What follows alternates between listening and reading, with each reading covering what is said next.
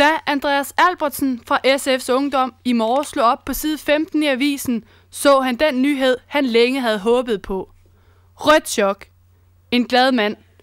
SF står til at blive det andet største parti i Aarhus. Det er jo en fed følelse, fordi at på landsplan, der er man jo vant til, at der er det jo noget helt nyt, det der med, at man er begyndt at snakke om, at vi kan blive det tredje største parti. Og så er det klart, at hvis man her i en så stor by som Aarhus kan få lov til at blive det andet største parti, så vil det jo være en kæmpe sejr for partiet. Et andet sted i byen sidder en anden mand med samme avis.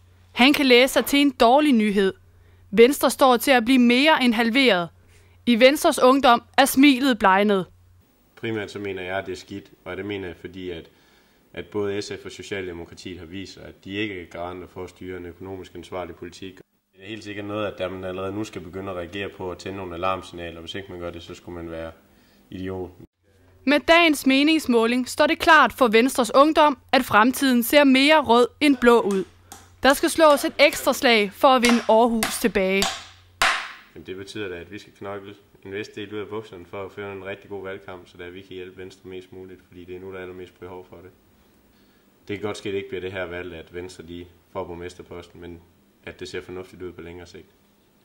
For Andreas Albertsen i SF's Ungdom betyder den store vælgertilslutning ekstra meget. For ham står døren nu åben til en plads i byrådet, og den daglige gang i de røde lokaler kan blive byttet ud med rådhusets bonede gulve. Det bliver et andet liv, men det bliver også et spændende liv, fordi vi står jo med mange vigtige udfordringer her i Aarhus. Når man så får sådan en chance for at sidde helt konkret med, hvor beslutningen bliver truffet, der påvirker almindelige menneskers hverdag, så er det klart, så er det jo en kæmpe ære at få lov at være med, og det er noget, jeg glæder mig rigtig meget til.